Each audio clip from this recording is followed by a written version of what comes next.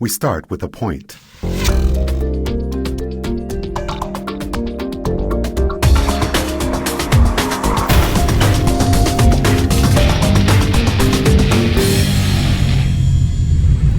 Hi everybody, it's Rob Bryanton back with you again in the Imagining the 10th Dimension video blog.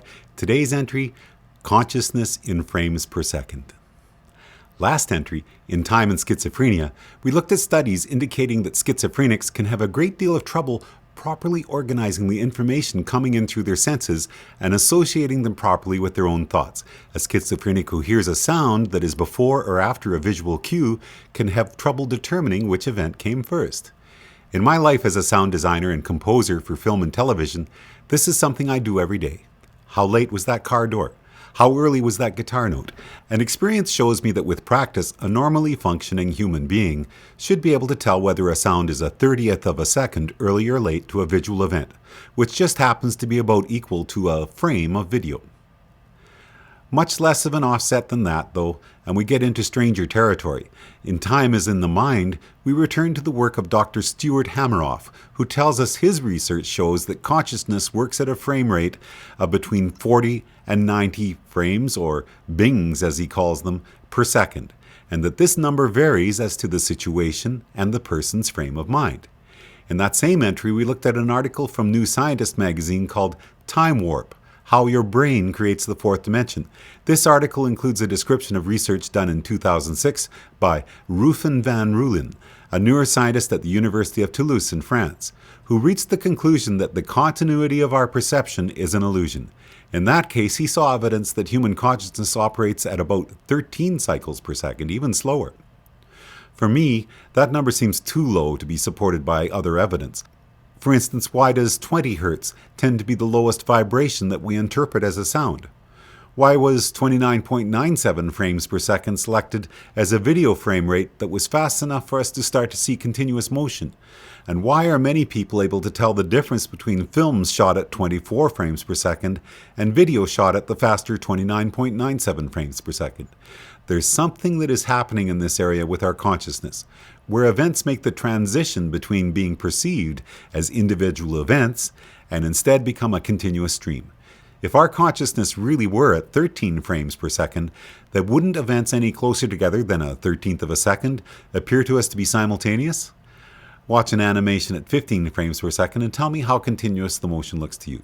But in that magic range, somewhere between 20 and 40 cycles per second, we do indeed seem to have just such an experience where things start to blend together into a seamless stream.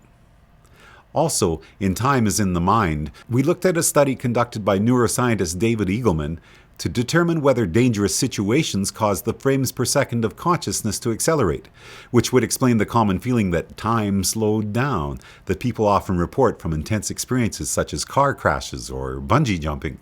While Dr. Eagleman reached the conclusion that this effect may have more to do with our data-rich memory of such an event rather than the frame rate of the mind, great musicians do deal with fine gradations of time on a regular basis, which leads me to conclude that some humans operate at a more accelerated frame rate than others, and that our frames per second experience of time is directly related to our state of mind and our health.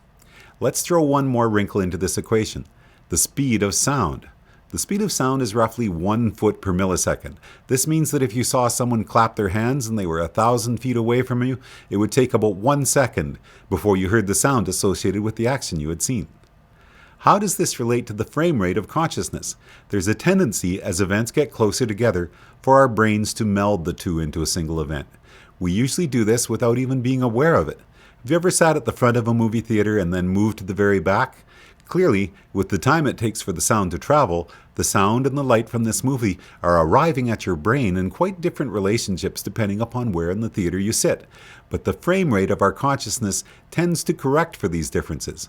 For musicians trying to play complex timings, though, being 30 feet apart from each other could make the difference between tight and sloppy playing. The ways that the human brain corrects for such delays and allows groups of musicians to create complex and exciting music together is where we're going to go next with this discussion.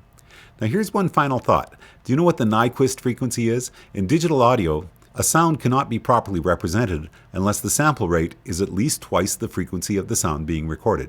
So a CD, for instance, with a sample rate of 44.1K cannot represent any sounds pitched higher than 22.05K, and in fact does an increasingly less accurate job of properly representing waveforms as they approach this 22.05K limit as well.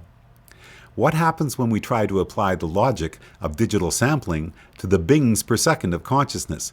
Here we see a fundamental difference between the two concepts. With digital audio, each of those frames is very precise, and nothing between those frames is captured. With consciousness, each of those frames tends to encompass everything that happens from one frame to the next. And this is how our brains can end up assembling events that were not directly simultaneous and perceiving them as having been so, and how we end up perceiving our reality around us as being continuous when it most certainly is not. And if you go back to entries such as the flipbook universe, slices of reality, and the holographic universe, we'll talk more about that there. Next entry is called Time and Music. My name is Rob Bryanson. Enjoy the journey.